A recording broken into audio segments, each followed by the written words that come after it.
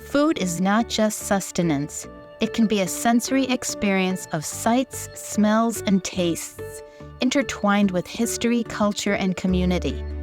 It serves as a means to connect with others, sharing not only meals but also stories and traditions.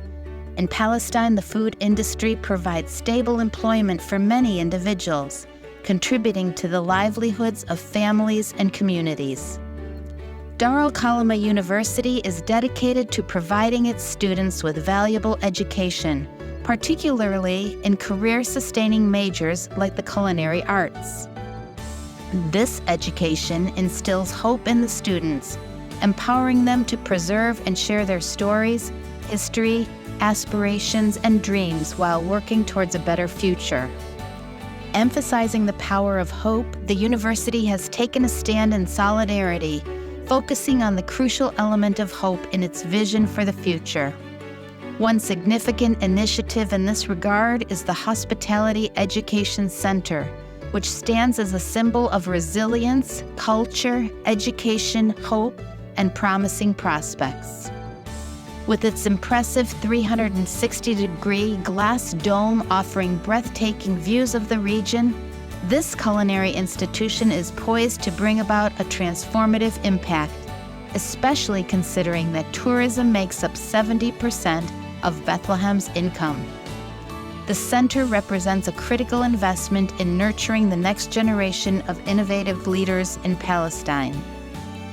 The impact of the Hospitality Education Center extends to providing young men and women pursuing culinary arts at Dar al-Kalima with unparalleled skills. They will gain the expertise required as they practice and refine their craft while warmly welcoming individuals from across the globe. Upon completion of the program, these students will be well prepared to contribute to and excel in hotels and restaurants in the region, securing high-quality employment that honors and celebrates their culture. Food, education, and hope intertwine in the fabric of Dar al-Kalima University's vision and initiatives, and equips individuals with the skills they need, but also serves as a beacon of progress, paving the way for a future where culture, education, and opportunity thrive hand in hand. Good afternoon. My name is Tracy Ortman, and I am the Development Director for Bright Stars of Bethlehem. And I want to thank you so much for joining us for this very special Giving Tuesday live stream, serving at the Upper Room, Palestinian Hospitality at its best. So our mission at Bright Stars of Bethlehem is to raise support and awareness for Dar al-Kalima University, the first and only university for arts, culture, and design in all of Palestine. And our vision is for all people in Palestine to have life in abundance. So as we get started today, and as more people are joining us, few reminders, please type your questions into the chat. We will have time later to answer those. And a recording for today's event will be available later for anybody that missed it, or if you have to jump out early. So before I introduce our visionary leader, I want to share with you our big goal for today. We are all here on a day where people across the United States join together to do something bigger than themselves and to show how grateful they are and to make life better for people around them. So today, during our Giving Tuesday event, our goal is to complete our Hospitality Education Center for our Dar al-Kalima University students. We have a big goal ahead of us today. We are looking to raise approximately $110,000. But I know we can do this with your help. And to help us reach our goal, we have 3 anonymous donors who have already pledged a $55,000 for dollar match. You will see so far, we already have $20,000 in, so we are well on our way. You will also see a QR code throughout our event today. And I encourage you to give. Again, we will be giving periodic updates throughout the event of where that thermometer is, and a big push at the end to share with you how far we are to our goal. And please, after you make a donation, if you can, share with your friends, share on social media. You'll find these updates everywhere today. So while you are continuing to think about your contributions or making yours, I would like to welcome our shining star in Bethlehem, Reverend Dr. Mitri Raheb. For those of you who don't know, Mitri is the founder and visionary leader of Bright Stars of Bethlehem and the president of Dar al-Kalima University. He is one of the leading Palestinian theologians and has written or contributed or edited an astounding 50 books so far, and he has another 2 coming by the end of next year. If you've not already purchased his work, Decolonizing Palestine, which is his most recent book, you can get your copy on Amazon or purchase for a friend or relative during the holiday season. Now, without further ado, welcome, Mitri. Thank you, Tracy. Good to be with you.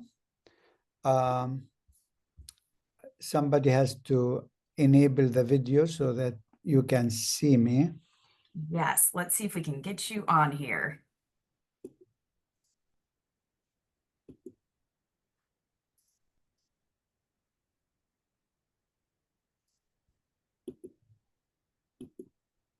Okay, so friends and partners, good evening. Actually, currently, as you can see, I'm not in my office and not at home, but in Germany, in Hanover, here at a conference with the Reformed Church, the World Communion of Reformed Churches. And after tomorrow, I will be heading back via Rome, and which is exciting because in Rome, one of our professors actually we have done a nativity scene, a huge one, with figures in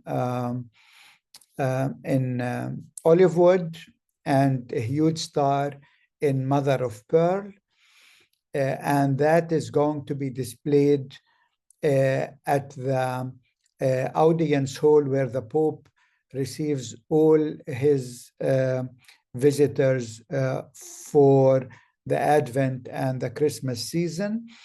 And this coming Saturday, in 3 days, the Pope will come and we will reveal this nativity scene. And it's going to be, again, another creative aspect of Dar al-Kalima's work, and the creative minds of our professors.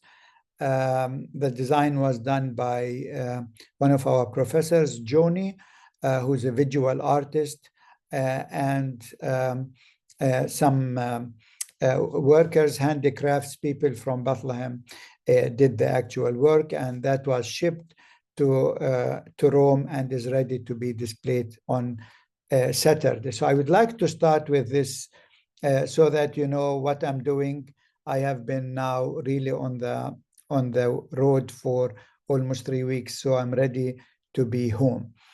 But today I would like to share with you some of the challenges, but also some of the exciting things that are happening at Dar al-Kalima these days, and lead us into our theme for tonight.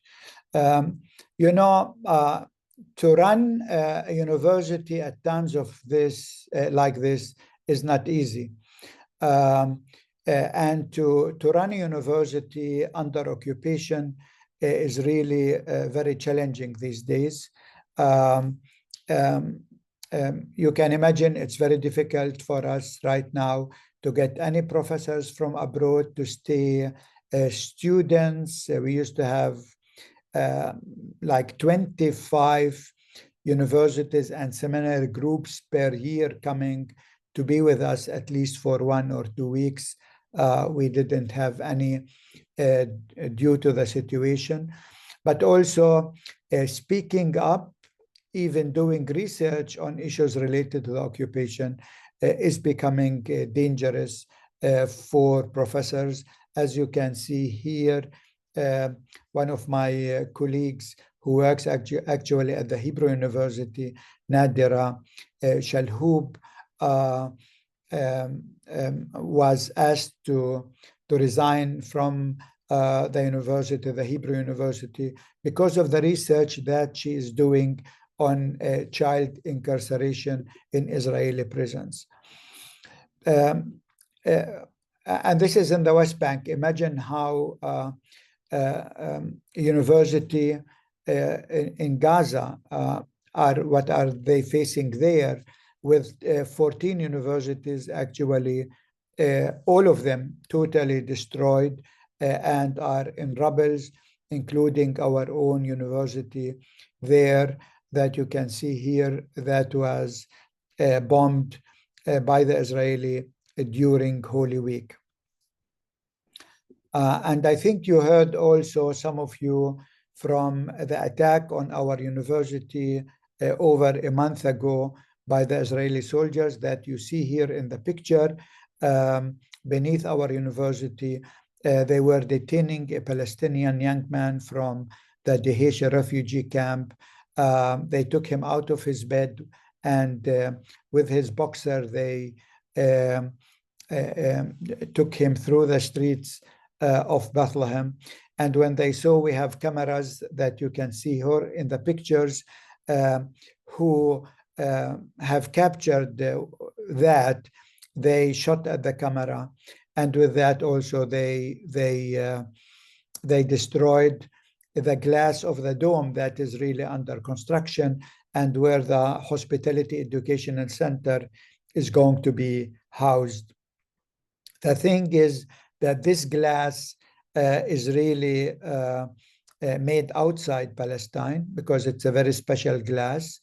And you can see, even when they shot at it, the shots did not penetrate the second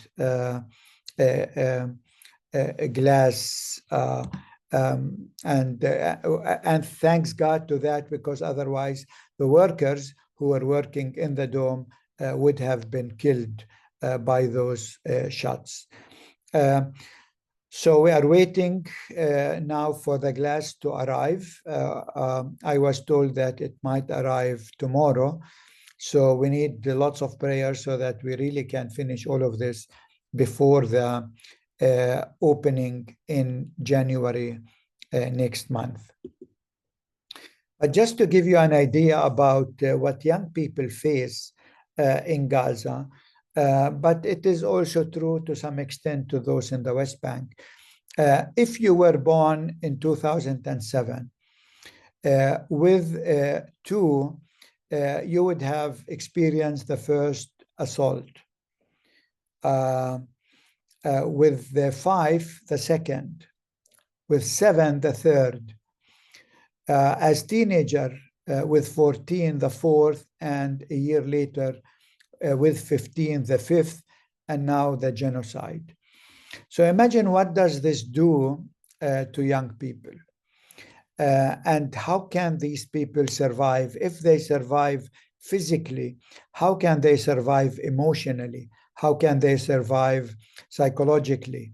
How can they really deal with this trauma? We cannot talk about post-traumatic stress because these people are not in the post era yet. This trauma has been going on for years, actually for decades. And what does this do to young people is something that should really make us all,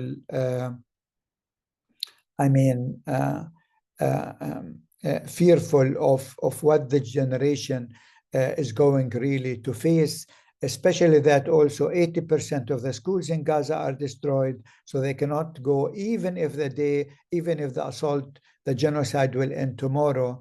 It would take days, it will take years just to rebuild the schools and the universities, etc. in the West Bank right now, almost 12,000 young people are in Israeli prisons that were present just during this 1 year. Among them, one of our students that you see here, Shadi, he's one of our master students. He's still in Israeli jail. While to the left, you see one of our students. She's an Israeli citizen, a Palestinian from the Akko region, who was detained while she was taking a class with our professor online, like you see here in this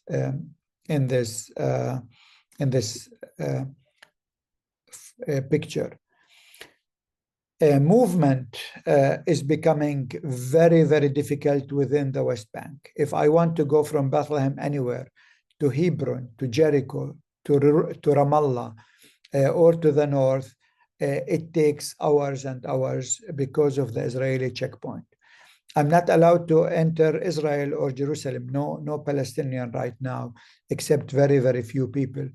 So even to Jerusalem, I cannot go. But you can see here how the checkpoints look like nowadays, where Israeli soldiers, just to make the life of Palestinians miserable, they sit there and they don't allow the cars like for 2 hours to move. And you can imagine you have then hundreds and thousands of cars backing up and lots of chaos because everyone would like to move quickly. Imagine what older people with diabetes, if they remain in the car for hours, what that means to them, to children, to pregnant women. I mean, it is just this what people experience on daily basis is really trying. What Israel is doing in Gaza through bombs, they are trying to do it here in the West Bank by making the life of the people so miserable and so sour that they are forcing them to leave. So you can see here Bethlehem, and you can see here Tulkarem in the north of the West Bank. From Bethlehem to Tulkarem, it's 72 miles. 3 weeks ago, Rahik, one of our students that you can see here, she is in the fashion design program. She comes from Tulkarem, and also her sister also studies with us film. So the two sisters came this year, and 3 weeks ago their aunt died, and they wanted to go to the funeral in Tulkarem, the 70 miles. It took them 9 hours to get there. You can imagine the funeral was over, everything was over. They were in tears because they couldn't say goodbye to their aunt before they buried her. And this is really what our students, our professors are experiencing. 2 days ago, one of our vice president, a professor, Dr. Raheb, told me from Ramallah to Bethlehem, it took him 5 hours. So imagine if you leave Ramallah at 9, you will get there 2 p.m. I mean, the day is gone. Adding to that, the financial situation, in general, because many workers working in Israel lost their job, and because Bethlehem depends on tourism and there are no tourists, and because the government employees are not getting their full salaries, all of this actually is making it difficult for students to pay tuition. And this is why scholarship has become a very, very important and crucial issue. And looking at the new US administration makes us even more fearful for the future. Most of Trump's new cabinet are staunch Christian Zionists. Huckabee, which is the US ambassador to Israel, says there are no Palestinians. There is no West Bank. It is Judea and Samaria. And he's saying he is for a Palestinian state, but that state should be either in Egypt or in Saudi Arabia. He supports the Jewish settlers in East Jerusalem. Secretary of State Mark Rubio said it from day one that he is totally against ceasefire because he wants Israel to destroy everything. The Defense Secretary, Pete Heges, called for the building of the third Jewish temple in place of Al-Aqsa Mosque. And basically he said, there will be a miracle. We should wait for a miracle to happen. And the third temple will be built in place of the Al-Aqsa Mosque. He is calling to throw the Geneva Convention out of the window. Imagine. And he talks about an American crusade on behalf of Israel. And the word crusade, you can imagine what that what that means for Palestinians, especially Muslims and Arabs in general. The U.S. ambassador to the UN, Elise Stefanik, she was the one to lead the international hearing of the U.S. university presidents about their handling of the campus protest. She really was very tough on these presidents, which led to their resignation.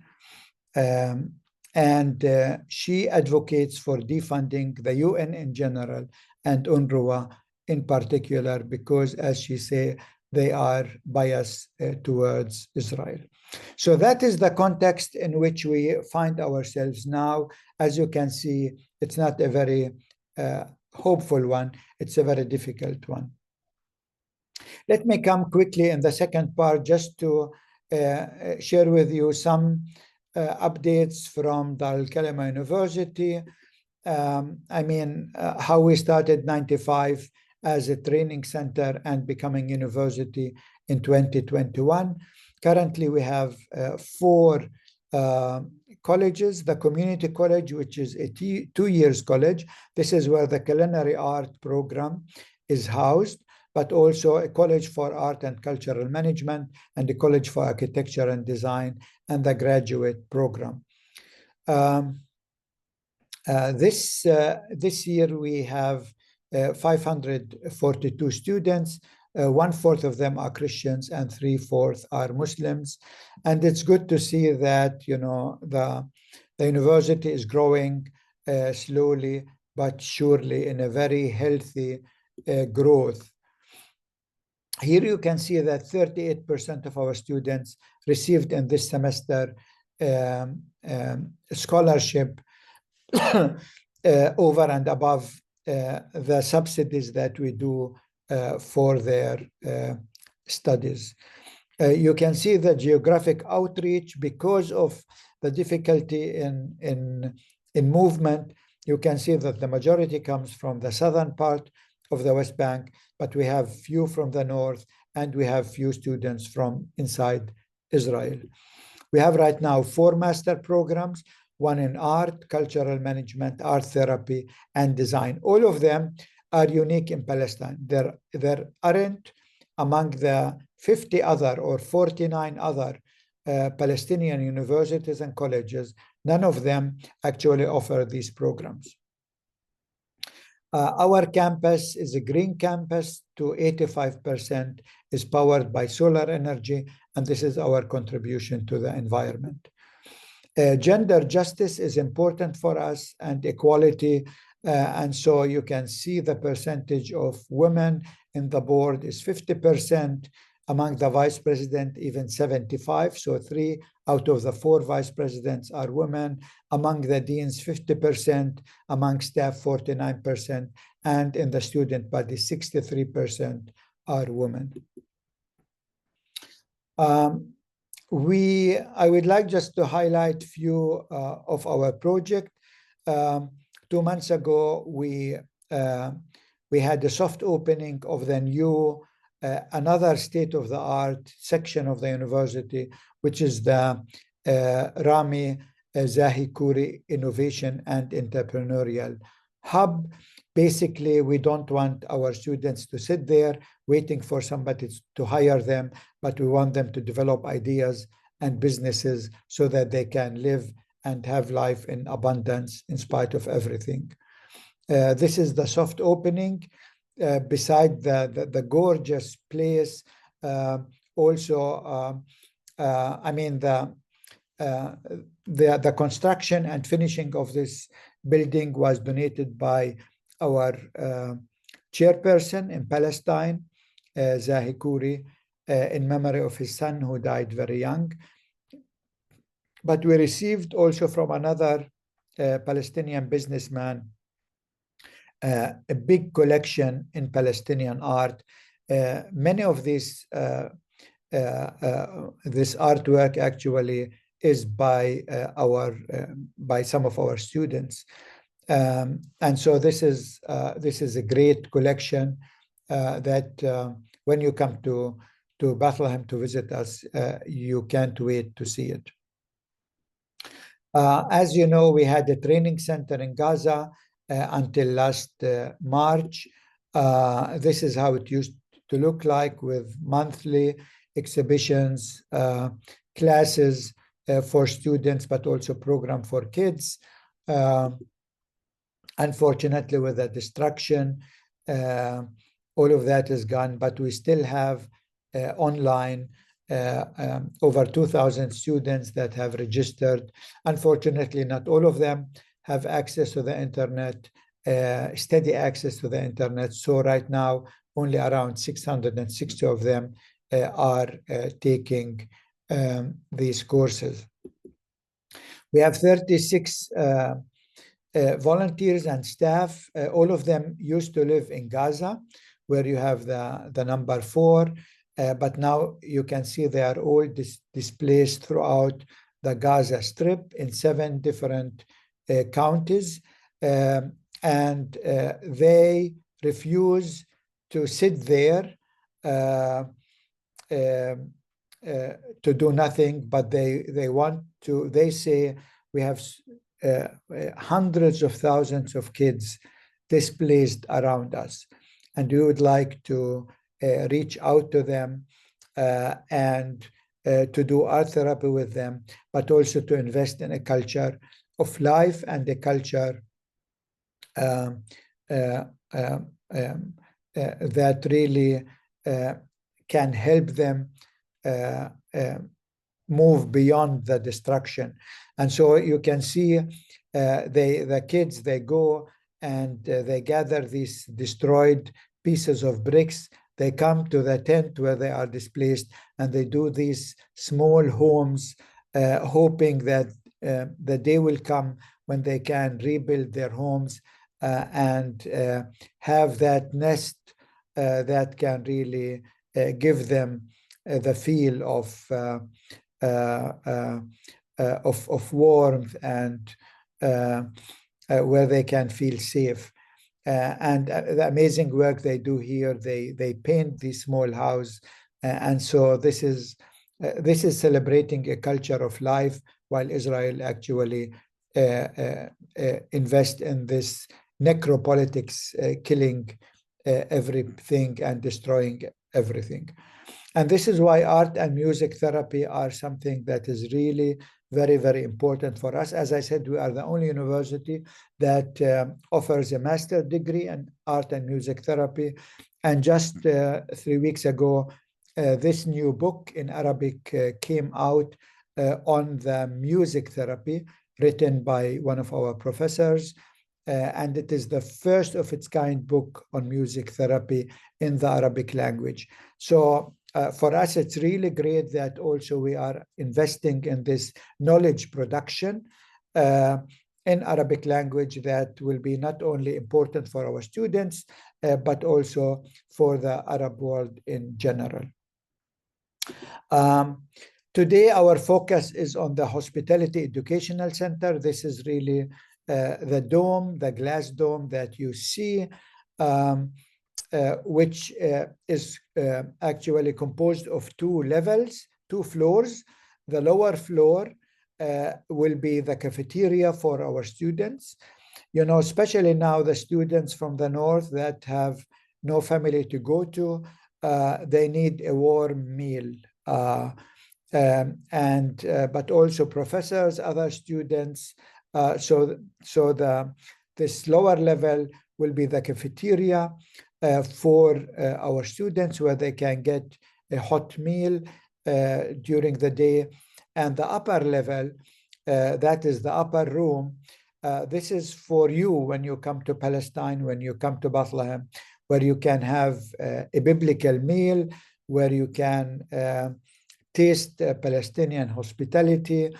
And as we heard in the film, you have from there a 360-degree panorama view. You can see Jerusalem, you can see the Dead Sea, you can see the Judean desert, you can see Jordan. Amazing. For us, you know, the upper room where Jesus has his last meal, this became a symbol of our fellowship together.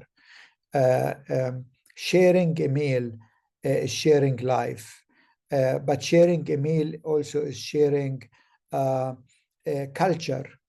And for us, this is where we would like to serve Palestinian cuisine at its best. And some of you actually had the opportunity to taste some of the food that Bassem and our students are doing.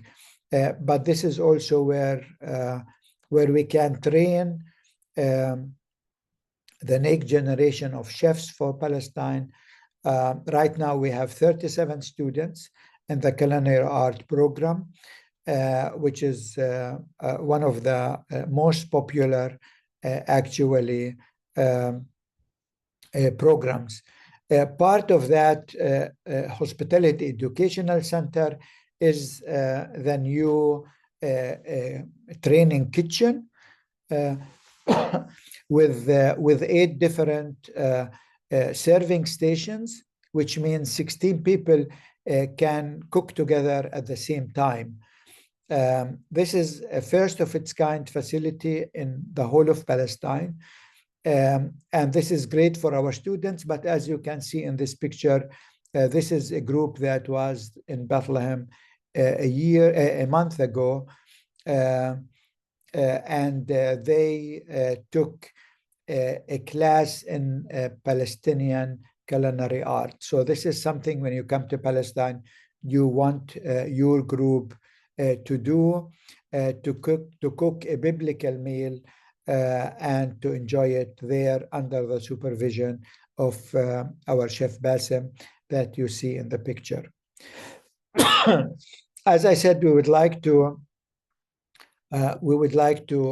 inaugurate this facility in January this year, January 10th, hopefully.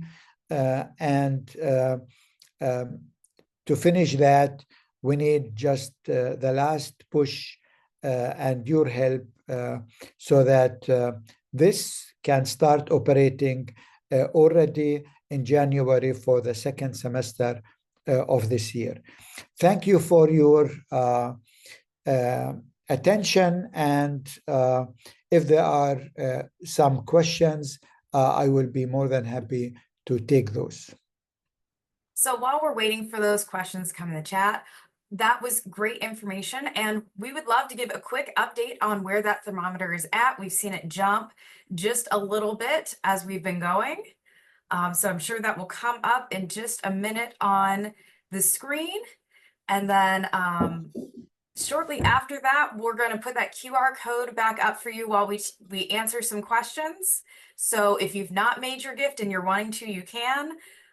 If you want to make a gift by check, don't feel like giving online is your only option. You can drop us an email and let us know that a check will be coming so we can count that in the match for today, because we know you want to utilize those matching dollars. So as that QR code is coming up, Mitri, you've already told us about the 37 students who will utilize this kitchen right now, with more coming. So what does this building mean to these students? First of all, the kitchen means every one of them can experiment with cooking. Before, we had only one station, imagine, and so Basim was the one cooking, and they were just watching and writing down things. Now, actually, each two of them have a station, and they cook, and they learn by doing, and not. So it's a very practical education, and for us, this is something that is really very important. But also, this is important for hygiene and for many other issues. And the cafeteria, we didn't have a cafeteria in that sense so far, and this has been really something that the students were asking for too long. And thanks God, now they will be able, starting next semester, to have a hot meal, but also professors, including myself, because with this traffic jams that are happening everywhere, even going to at home for a quick lunch is not anymore doable. And we don't want people just to have some unhealthy stuff, but to have a healthy and hot meal. But also, many of our friends used to dine at our center, at our restaurant at the International Center, and many of you have memories there. Now you can do it here at the university, and with that stunning view of the whole region. I can't wait to see that view of the region when we get to do that ribbon cutting in January. And what a wonderful space to encourage our students to be together and be supportive of each other. We all remember those moments where we've been welcomed into a community, and that's what this building sounds like it's going to be. So we know that the target date for these students to be able to use it for all of these amazing purposes is the next semester in January. You've talked about windows are still on their way to come in. What last pieces do we still have on this HEC that are coming in? Yeah, the windows are the most crucial issue, but also the furniture, especially the chairs. So those are, I guess, the two, and the light, the lamps and so on. So these are, but they should be soon here. But really, it's the glass which is the most urgent thing. Again, it was there, but because it was destroyed, now we had to re-import it from abroad, and import has become also very difficult because Israel is delaying things. So let's hope that tomorrow the glass will arrive, and then I will be really relieved. Well, we're going to hope with you that it arrives tomorrow. So as everything is finishing up in this area, and students are now going to have that practical hands-on experience, what awaits our graduates once they leave this program? When I grew up in Bethlehem, there were only three restaurants, and restaurants were only for pilgrims and tourists. Local people never went to a restaurant. It was odd to invite people to a restaurant. But nowadays, actually, this changed totally because people, they hang out all the time in restaurants because many of them live in such small homes that they cannot actually receive guests. And you know, what can you do when you are in Palestine right now? Travel is very difficult. You cannot do really much. So one of the few things that you can do is to go and hang out with your friends in a cafe or in a restaurant. And so chefs are actually our chefs are in demand. Also, most of the 4 and 5 stars hotel in Bethlehem used to have our graduates as chefs there. So hopefully when tourism comes back again, this will pick up. So yeah, I mean, actually, I'm not aware of any students in this program that is not working even now.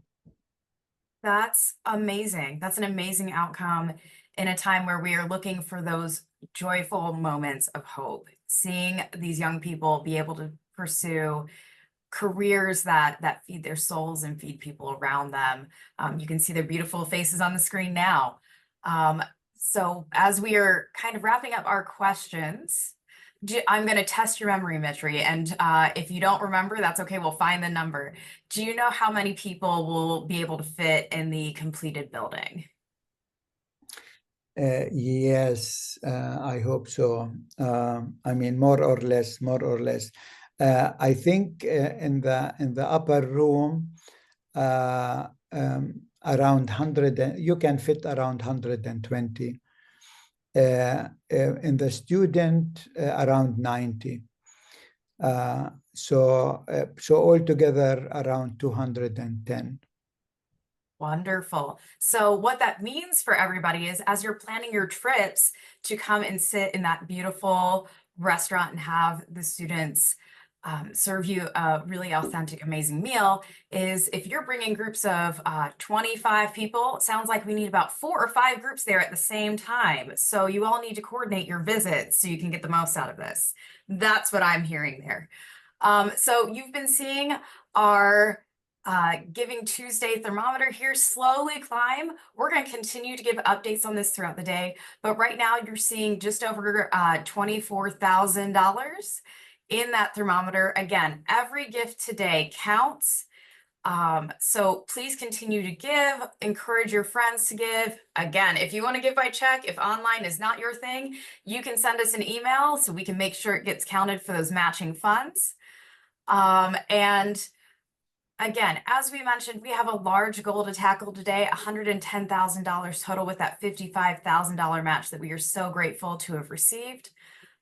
As you make those donations, make sure you're sharing with friends and family so they can join in too. There is no gift too small today, guys.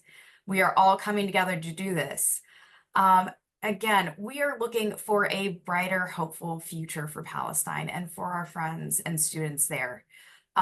As we are saying, thank you for everybody who has joined us today and for everybody who will continue to give to these projects in the next few days. If you make a donation of $250 or more, we are going to have a couple thank you gifts that we are giving out. So you see it on the screen there. I have mine right here, our wonderful spice kits and recipe book by Chef Bossum. So not only can you go there and take a class, you can also get his recipes to have at home with you.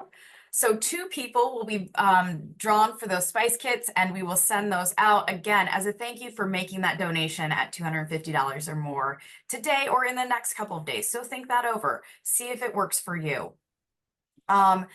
And as we are wrapping up, we want to thank you so much for your time. We want to thank Mitri for joining us today. It is always a blessing to have you with us in person. We know your schedule is so full, especially with your travels, which we wish safe travels for you as you make your way to Rome and then on your way home, which I'm sure you're excited to get back to. As we finish our time together, again, just thank you so much from the bottom of our hearts. We cannot do this without all of you. We are the reason that you are the reason that we are here today. The students are the reason that you are all here. We want to keep this hope and joy continuing well into the Advent season. And we want to be with you on this journey through Advent. So if you go on our website or when you get the email today, including the recording, there will also be a link to sign up for Red Letter Christian devotional, where we are co-sponsoring that devotional, and Mitri was invited to write one of the days.